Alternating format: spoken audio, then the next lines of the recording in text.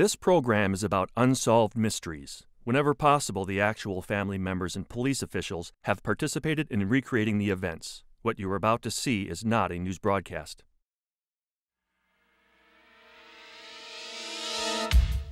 The breathtaking beauty of Canada's Yukon Territory has captivated travelers for generations. But when Philip Fraser of Anchorage, Alaska, picked up a lone hitchhiker, the wilderness became the gateway to a nightmare. In 1990, 4 men were cast adrift when their fishing boat sunk off the coast of Georgia. After an incredible 4-day ordeal, one of them was rescued. As for the other 3, a series of strange phone calls suggest that they are being held against their will in a foreign country. When he was 20, Mac McDonald fell madly in love with a girl next door. A year later, Mac met his child for the first and last time. Now that child could inherit Mac's estate, estimated at more than $1 million. Freewheeling Las Vegas was a perfect locale for Max Carson, a fast-talking, self-styled film producer. In reality, Carson was a hustler and ex-cop named William John Wood. He is now wanted for rape. Join me for these intriguing new stories. Perhaps you may be able to help solve a mystery.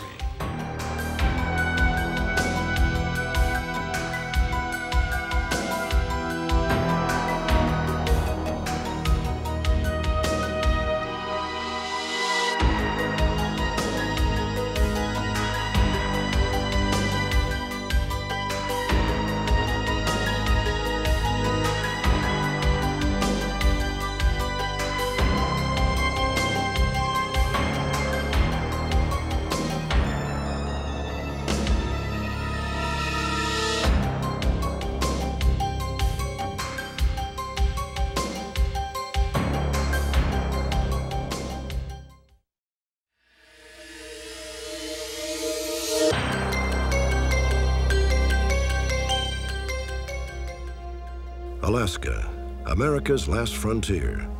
Highway 1 is its lifeline, a thin asphalt ribbon which cuts through Canada's Yukon Territory to connect Alaska to the continental United States. On June 14, 1988, 25-year-old Philip Fraser, the son of 2 physicians, left his home in Anchorage to enroll in a pre-med course at Evergreen College in Washington State. Philip had packed up everything he owned for the trip, including 2 handguns. On June 17th, after losing 2 days to car trouble, Philip crossed the border into Canada. Hi, where are you coming from? Alaska. Alaska, where are you headed? Washington, on the student. Going to school down there then? Yeah. Anything on board, any goods that you purchased that you're bringing across? Just my books and things like that for school. At Beaver Creek, Philip was entering into Canada from Alaska into our Yukon Territory. And Philip did declare that he had 2 firearms of his own. And at that point, our Canada Customs people seized the firearms from him, as it is illegal for Americans to enter Canada with any kind of a firearm. After a 1-hour delay, Philip Fraser was on his way. His guns became the property of the Canadian government.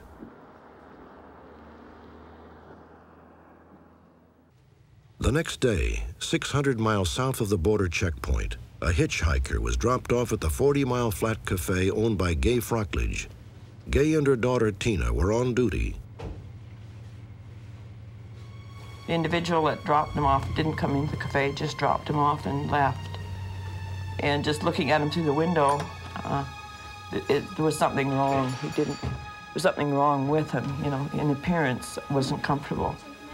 And I said to Tina, we've got a winner here. There's something wrong with this guy.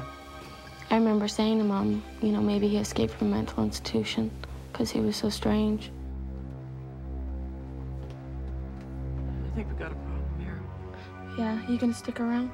Yeah, I think I'd best not leave you alone. I wouldn't leave her alone in the building with him, as there was nobody else there at the time.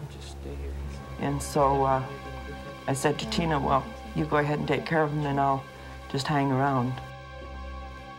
As I passed the side window, I seen a small black car pull up right to the side of the cafe. And the young man in the car didn't didn't get out of the car, but proceeded to act like he was searching his car, like he had misplaced something that he needed. During this time was when another vehicle pulled up to the service station. Yeah, Tina, there's a car at the pumps. Do you want to serve him gas? And I'll just stay in here. Okay, sure. Tina Frockledge went to the parking lot to pump gas for another customer. She and Philip Frazier exchanged hellos. Is that everything? Yeah. Gay and Tina were relieved when the hitchhiker finished his meal. They remember that he paid his bill in Canadian money.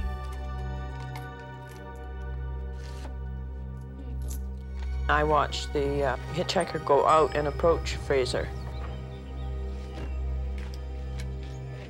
Where you heading? Down south? Yeah, I'm heading that way too. Good. And how about a ride? I'm gonna go in here yet. You sure? Yeah. All right.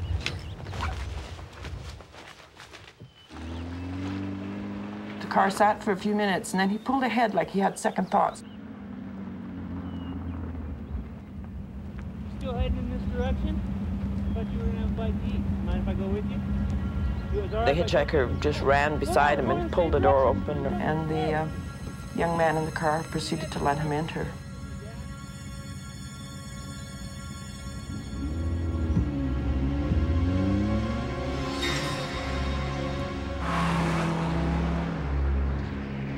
The strange thing was, is as they left the yard, Tina made some remark about he's going to live to regret this day he picked this man up. It was like a sixth sense that this man was capable of anything.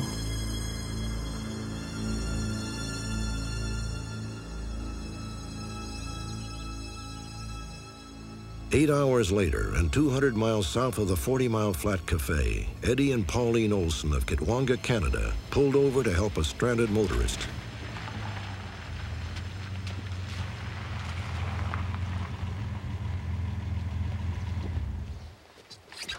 Oh, wow, am I glad to see you guys. Hey, I think my car ran out of gas. I don't know what happened because I stopped at the last gas stop, but it just quit. I'm on my way to college, and I've got all my stuff in the back of the car. And you could tell he was nervous, but I thought that, well, you know, he was just scared of being out here this late at night, didn't want, you know, to stay out here because it's kind of a remote area, eh?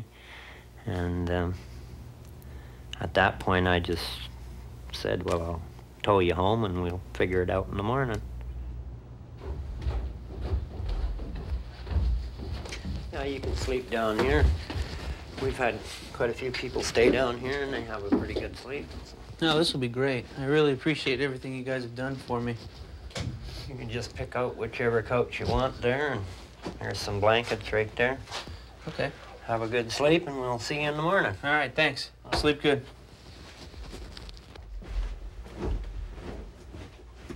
He slept downstairs in our basement, and I have about 12 or 15 guns on a gun case down there, and where he slept, the guns were just right beside him there. Oh, good morning. How'd you sleep? Oh, I slept great, thanks. Oh, sit down and have a coffee. Oh, thank you. The next morning, the young man told the Olsons that his parents were both doctors in Anchorage and that he was on his way to college in the States to study medicine. And I really wanted to thank you guys. Well, I got talking to him about his car, and he told me that if I was interested, he would sell it to me. And I said, well, I was interested because all he wanted was a plane ticket to Seattle, but I said, the only way I would buy it is if you waited till Monday and we went through customs. And he said that would be too late for him, eh? I can't wait till Monday. I need to be in Seattle on Monday. I really can't wait. I really need to get going. Is there something I can do for your hospitality? Anything? The Olsons were surprised when the young man pulled out 2 wallets and began to behave secretively. He gave the Olsons $20 in American money, then left to fix his car. Thank you. Within an hour, the young man was back on the road headed south. The car trouble had turned out to be nothing more than a broken fan belt.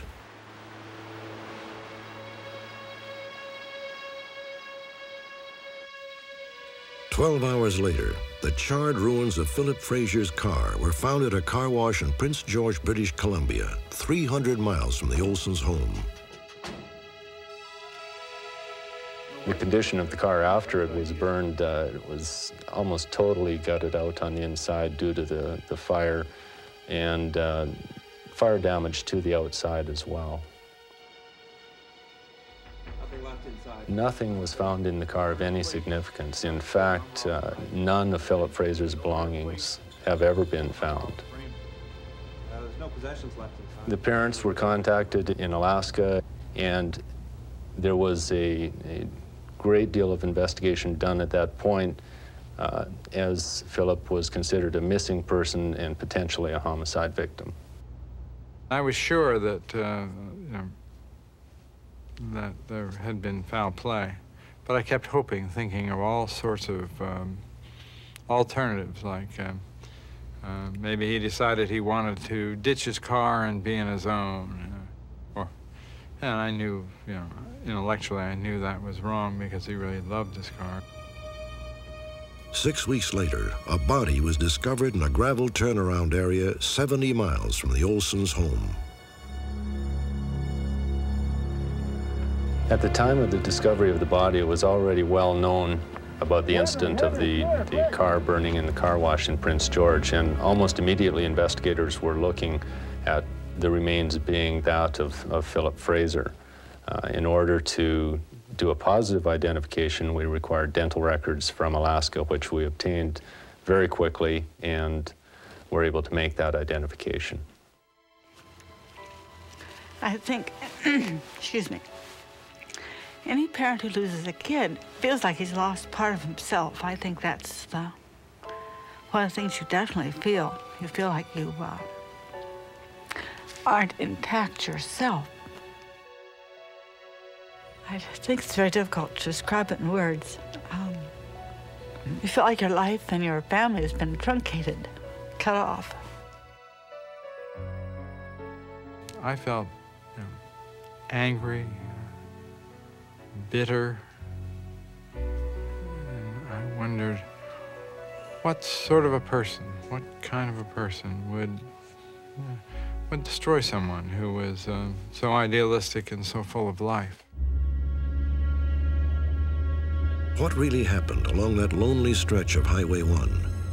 The Royal Canadian Mounted Police theorized that the mystery hitchhiker learned everything he could about Philip Fraser and then killed him. They believe the hitchhiker assumed Philip's identity, stole his possessions, and finally attempted to destroy the car. In my mind, he most definitely is a dangerous person. He's taken one life. He has the capability of taking more. As to whether he's done this type of thing before, I couldn't say that, but we know he has taken one life, and I would consider him very dangerous.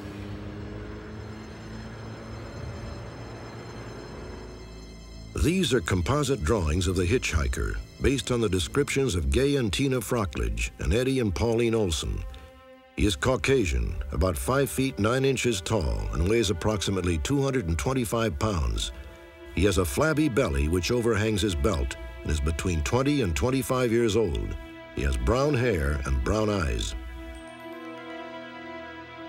The authorities believe that the hitchhiker is familiar with the Toronto area and the Seattle, Washington area. He may be masquerading as Philip Innes Fraser. Among the items never recovered were Philip Fraser's birth certificate, visa, passport, and checkbook. Next, 3 fishermen are lost at sea, but some believe they survived and are being held against their will.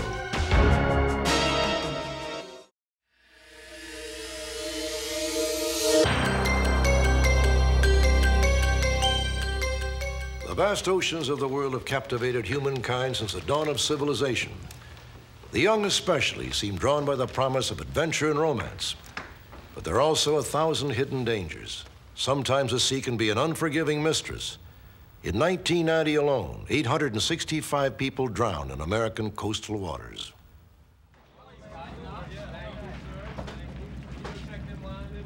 April 12, 1990, Richland Hill, Georgia, just south of Savannah. 4 commercial fishermen prepare to embark on a 7-day expedition in the Atlantic.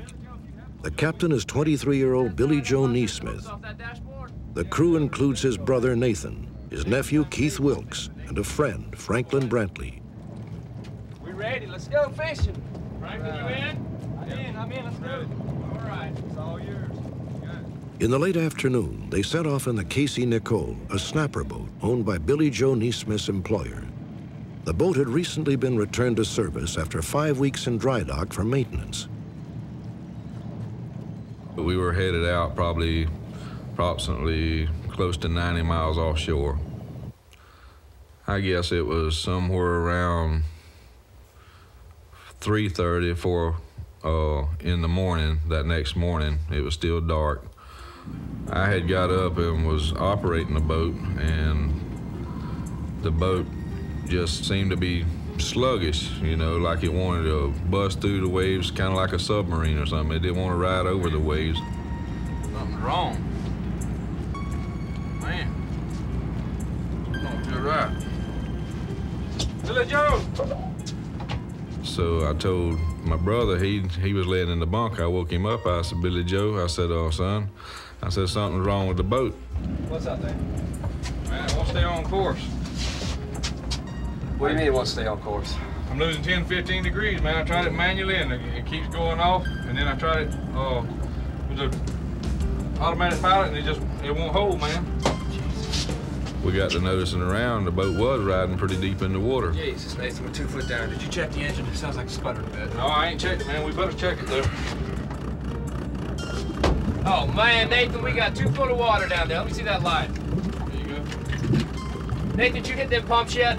No. Hit them a couple times. And we started working on our pumps, trying to get our pumps to work to pump the boat out. How about now? Nothing. Damn, we gotta get them boys up, Nathan. We gotta start bucking this water out here right now. The other crew members slept down in the bow, and when we turned on the light, we noticed there was water about 1 foot deep down in the bunks where they were at. Hey, we're sinking, y'all. Come on, get out. Come on. And we got in a line and started passing the bucket, you know, trying to bail the boat out. In the meantime, we took the life raft out. It was a 2-man life raft. We'd been hollering Mayday on the radio. We had Billy Joe on it, working it. Casey Nicole, we're taking the water, going down. Somebody come back with it, please. Never did get anywhere with that. And the engine finally stalled. Casey Nicole, we're going. Ah! All power on the Casey Nicole was lost. The radio was useless. The 4 men abandoned ship. The life raft was kind of rotten. It had a hole in the side of it up on the top. We don't know for sure if the anchor snagged it and tore this hole in it, or if the thing was just rotten and it eventually wore in it. We don't really know what happened there, but we do know that it had a hole in it about the size of a quarter.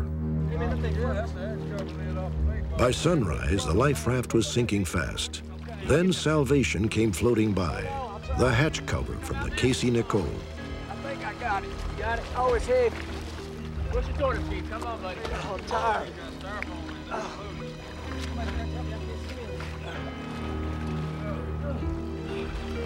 Come on, buddy. The 4 men tethered the raft to the hatch cover and clambered aboard. It was then that Nathan Neesmith spotted the hull of the Casey Nicole in the distance. It looked like it was maybe 3 or 4 miles from us. I said, I don't know what kind of chance we got, but at least maybe one of us can make it to the boat and get some kind of help. Well, that's what I struck out to do. And they started hollering, no, no, you come back, you stay with us. We can't separate up. If we separate up, we're gonna be split up and ain't no telling what to go wrong.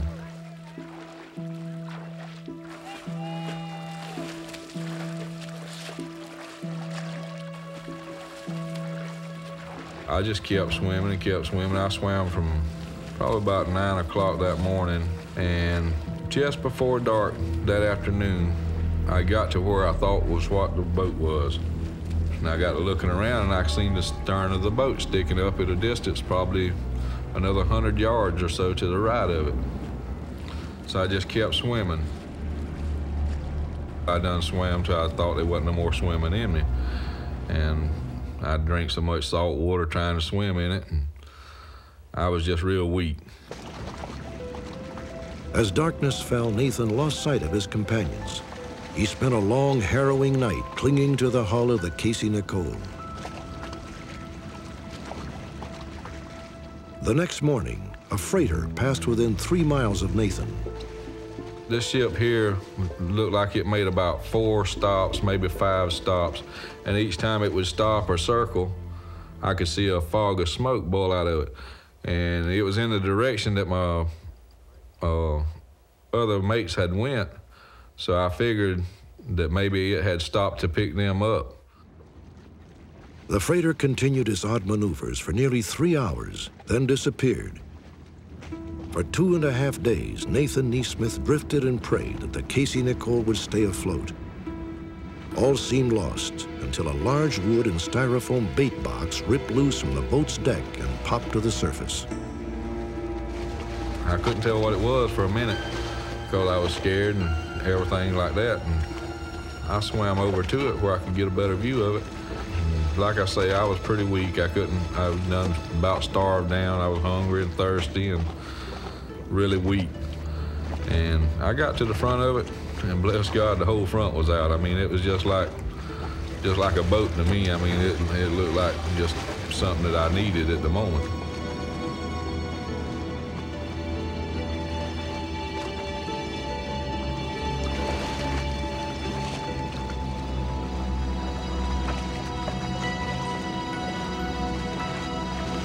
It was really hot. I mean, I was getting real sunburnt. My skin was turning real red, and I was very close to dead. I mean, actually, I was to the stage of death, but I knew I couldn't give up because I had 2 kids and a wife at home, and I remember saying, God, please let me go home to my wife and kids and be able to raise my kids, you know. Don't let me die in this ocean. At 10 a.m. on April 15, 1990, Nathan Neesmith was finally rescued 20 miles off the coast of Georgia. He had been adrift without food or water for 4 days.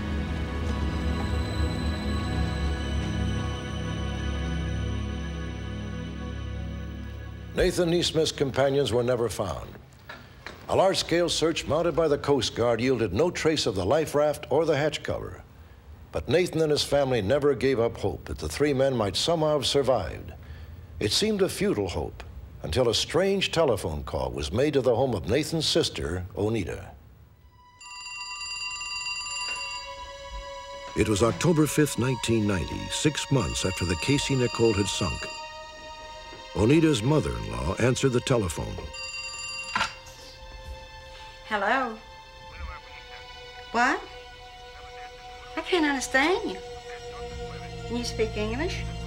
The caller, a man, spoke in Spanish and seemed unable to understand English. No.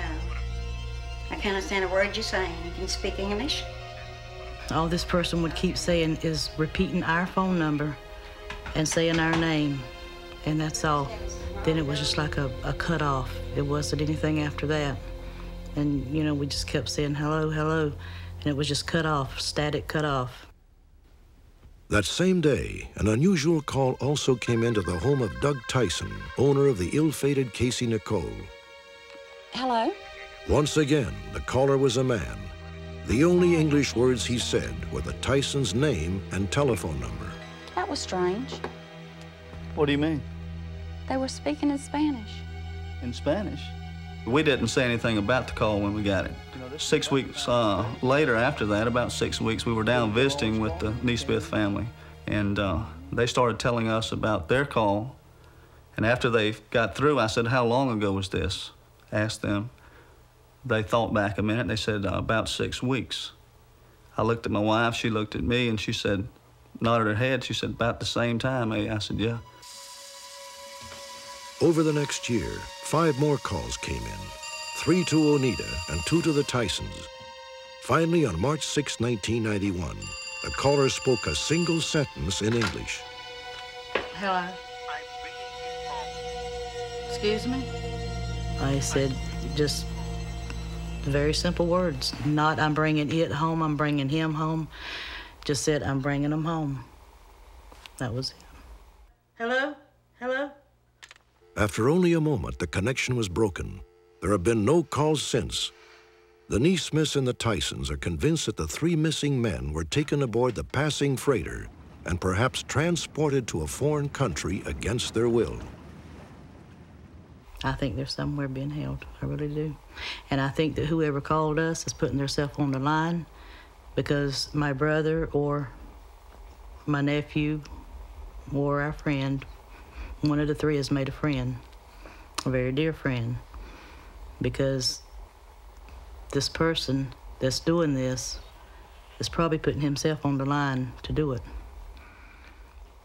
You know, in my mind, people are lost at sea. They're never found, I realize that. But there's no explanation for where the debris went. And then the fact that Nathan's seen the ship stop the first day, you add all those together with the phone calls, and I think it adds up to a tremendous amount of hope.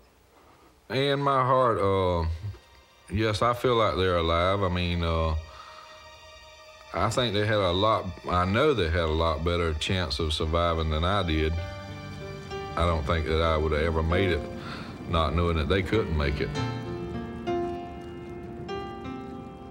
What really happened to the lost crewmen of the Casey Nicole? The Coast Guard search was the largest ever conducted in the area of the Atlantic Ocean where they disappeared. Officially, Billy Joe Neesmith, Keith Wilkes, and Franklin Bradley are presumed dead. Unofficially, there seems reasonable hope that they may still be alive. When we return, one man's poignant search for his long-lost child who stands to inherit more than $1 million.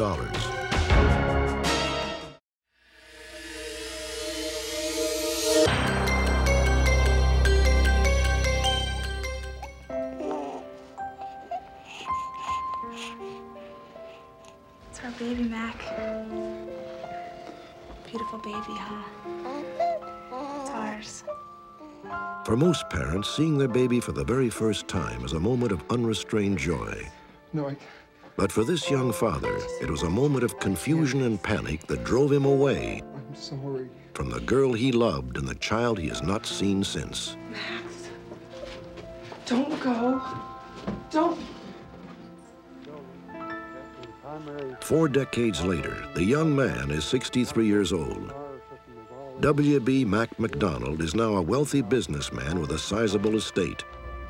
Yet he is very much alone. Mac has never been married. No one from his immediate family is still alive. For 30 years, Mac McDonald has been searching for his child, but has found only frustration. Those lost years are the one thing his money cannot buy. Mac's story begins in 1948 in Pomona, California, when he fell madly, perhaps tragically, in love with the girl next door. Her name was Mary Helen Carr. She was just 16 years old.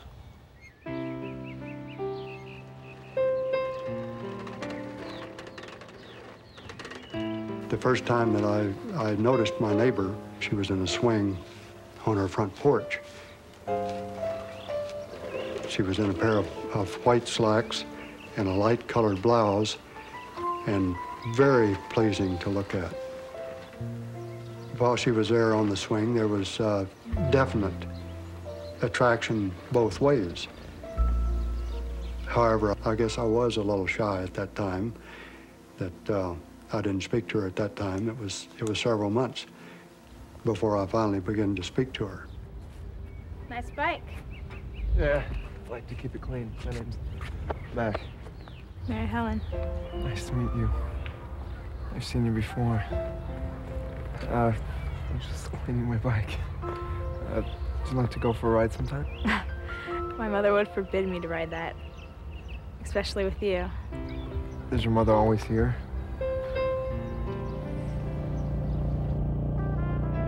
The romance progressed slowly and discreetly. Mary Helen's mother was distrustful of Mac's intentions.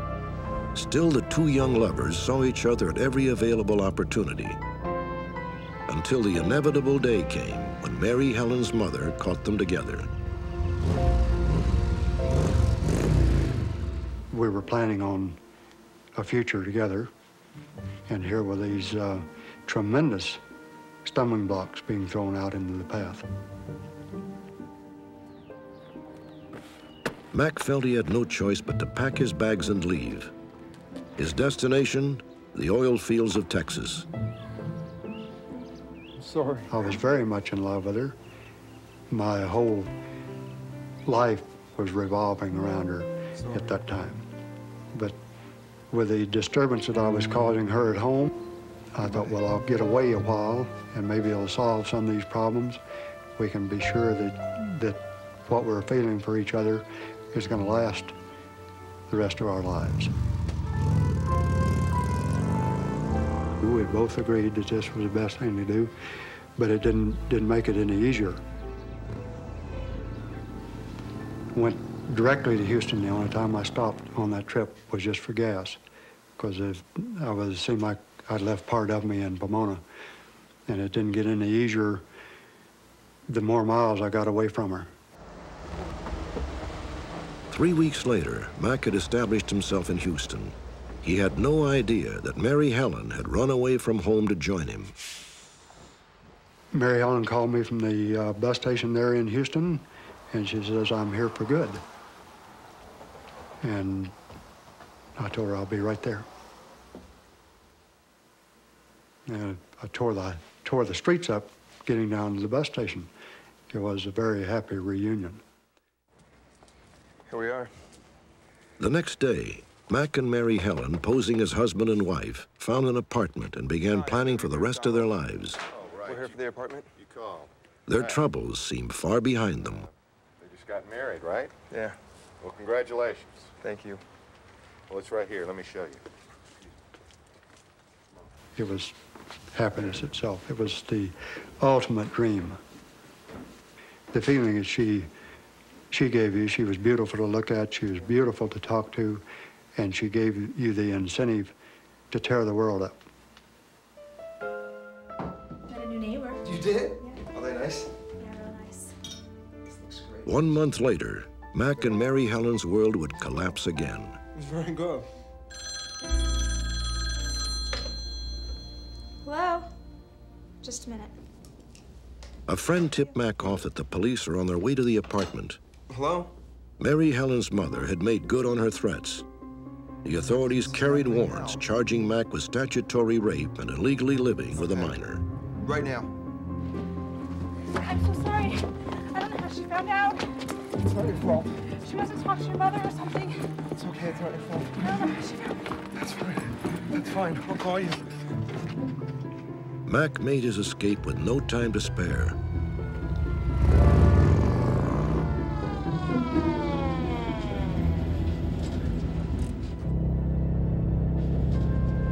I left Texas, and it was in the afternoon.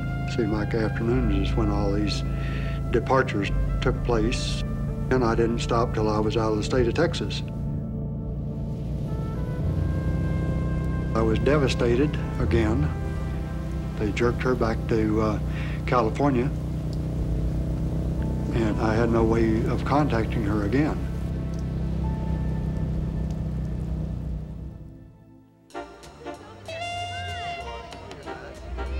A year passed. Mac returned to California to take a new job.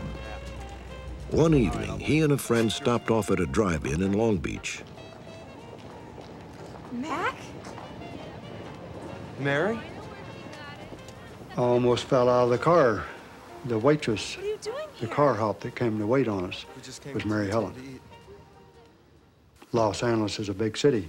It was a big city then. And the possibilities of driving into a restaurant and having her, the waitress, was like hitting a Keno ticket here in Reno. Well, listen, I can't really talk to you, but I get off work at 9. Do you want to come by my apartment? Yeah. Here's my address. Great. You can see our baby. I have a baby?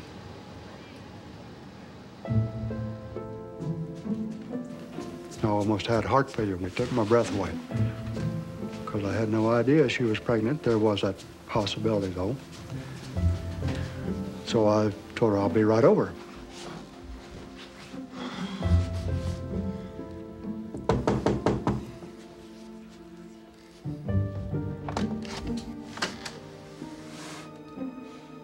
when I...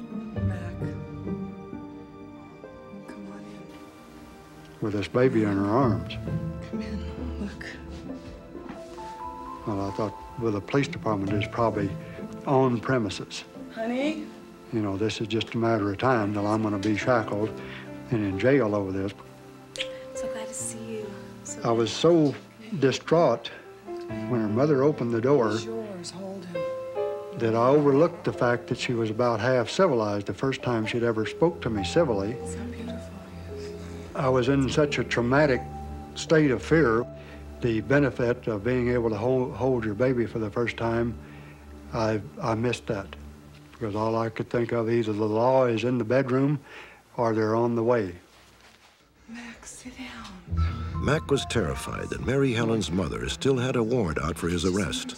I can't. In California, statutory rape was punishable by up to 30 years in prison. Mac McDonald stayed for less than 5 minutes. He never even learned if the baby was a boy or a girl.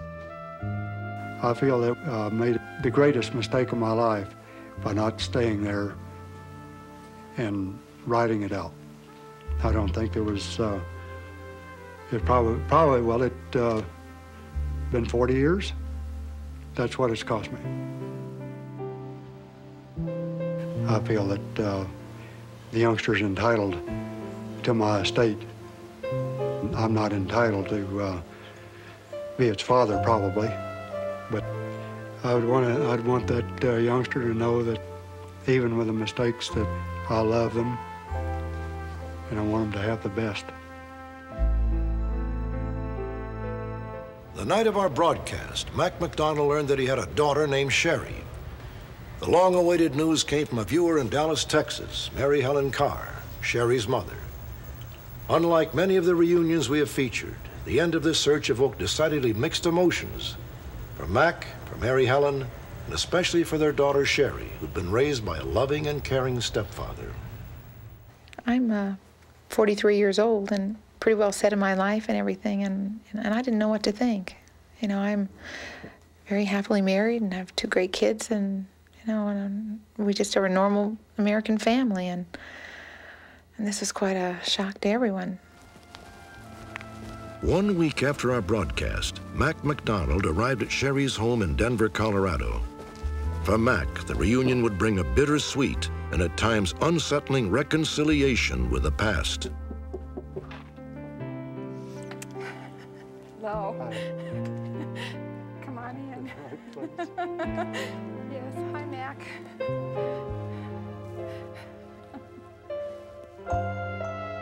It's hard to describe the feeling that I had for my daughter when I opened the door and she was there and I was able to hold her. Sit down. Sit down, I want to hold you. I just tried to come to the realization that it really was my father standing there, and I just, you know, does he look like me? Does he act like me? You know, I have all these things I need to learn about him. I don't know what to say. I'm still in a state of shock. At this point in my life, to find that there is someone who is my father and who wants to establish a relationship with me, it's just emotionally very traumatic. Apparently he wants to be part of her life. And if that's the case, it's okay. I hope since he's gone to this much effort to find her that he doesn't bring any sorrow to her. The fact that I didn't stay and fight the battle, it's most unfortunate. I don't believe I would do it that way again. However, yesterday unfortunately can't be redone. I'd like to. No matter how you look at it, he left my mother with a tiny baby, you know, and I have to deal with that. I have to deal with the fact that I have a father who loves for me, who has raised me, who's cared for me. But I believe there's enough room in this family for everyone. And I sincerely mean that. Next, an ex-cop masquerading as a movie producer is wanted on charges of rape.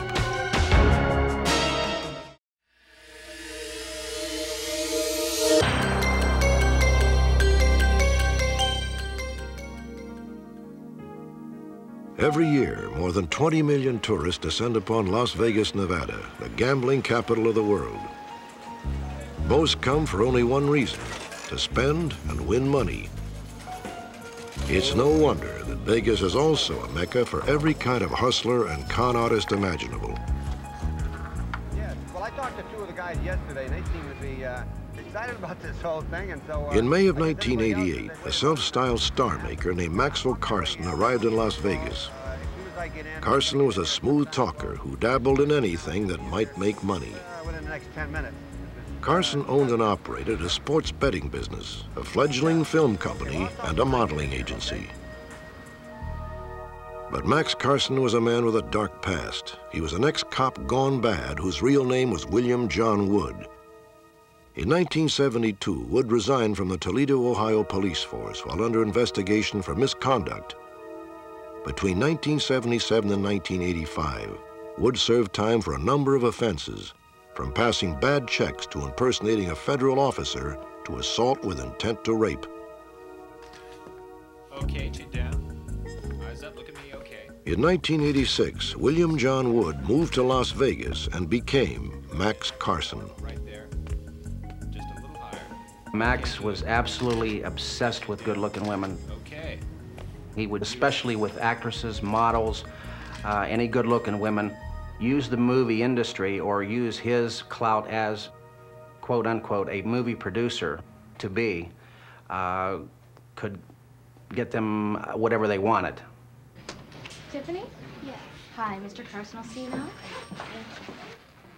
In November of 1989, Carson began holding auditions for an upcoming film. One striking 19-year-old model caught his eye. We will call her Tiffany. Hi, how are you? Great, thank Have a seat. And you're? I'm Tiffany. Tiffany. I went in, I talked to him, and he told me a little bit about what the movie was about and what I would be doing. And I think there's a role in there for you. Of course, the speaking part. That'd be wonderful. He had started talking about money, and I felt strange that he would offer a large amount of money to someone in my position that's never really had any acting before. So I talked to a couple agents, and they'd all heard of him. They had done their homework on him and found that there was nothing wrong with him. Super. Well, we've got your address and phone number and how to get in touch with you, and I appreciate you coming in. Tiffany had several other meetings with Carson, but the movie never got off the ground. Max Carson's empire was on the verge of collapse. We have employees that haven't been paid. Now, Bob, just relax. Have faith. We've been through so much together. By January of 1990, Max Carson would shut down his offices, yet he would maintain the illusion that he was still in full operation. Hello, I'd like to speak to Tiffany. In February, he called Tiffany and hired her as a last-minute replacement model for a photo shoot. Problem down here. We had a photo session this afternoon and... Carson arranged to meet her later that day at a restaurant on the Strip. Matt?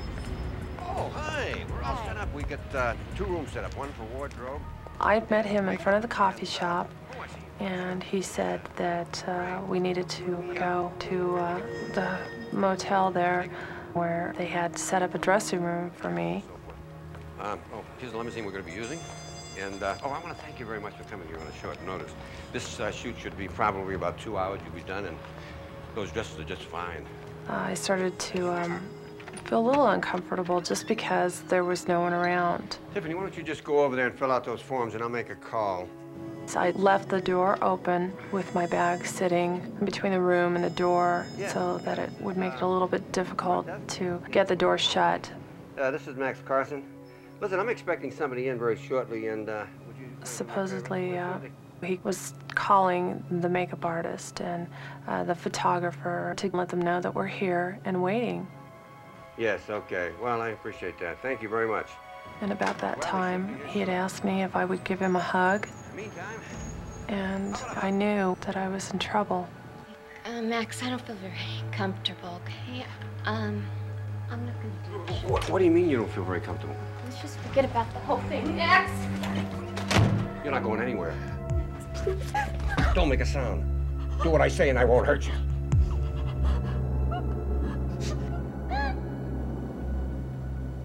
I thought at that point that I was going to die. I thought I was going to be extremely lucky if I walked out. I tried very hard to cooperate, hoping that that would keep him from becoming more violent. I mean, this was scary. Later that day, Tiffany called the police, even though Carson had threatened that he would accuse her of prostitution if she told anyone. Max Carson was charged with kidnapping, sexual assault, and battery, but by then he had disappeared. 2 months later, and 3,000 miles away, Max Carson surfaced in Cocoa Beach, Florida. Once again, he tried to work a scam on a beautiful woman. Hi, I hope I didn't keep you waiting. No, I just got here. Well, I've been here before. Why don't you, we go upstairs in the lounge? How about downstairs? I just want you to... Carson and the woman had arranged to meet in the lobby of a Cocoa Beach hotel. Carson wanted to continue their conversation in a private room upstairs. He had convinced the woman to accept money for sex. Probably get something upstairs. Hold it right there. Cocoa Beach Police, you're under arrest. Solicitation. Max Carson had walked into a clever trap. The woman was wearing a concealed wire as part of a sting operation. Carson pleaded guilty to solicitation of prostitution. At the time, police in Florida had no idea that he was wanted in Las Vegas. Take this guy downtown. 2 days later, Max Carson was released from jail and disappeared once again. Only then did police finally discover his true identity. William John Wood was last seen in Reno, Nevada in March of 1991, still using the name Max Carson. He tried to run one of his scams on a model he had known in Las Vegas. When she confronted him with his past, he disappeared. Authorities believe he may be operating anywhere in the country, though he seems to prefer Florida, Nevada, or Southern California. They are certain that he is still masquerading as a film producer or talent agent.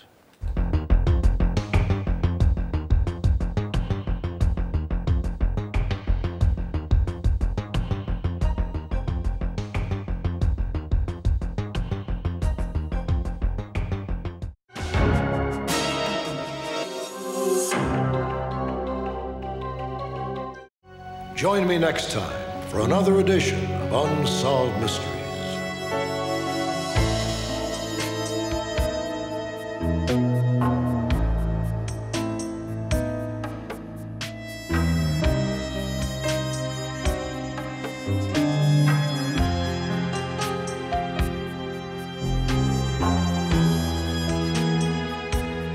Thank you.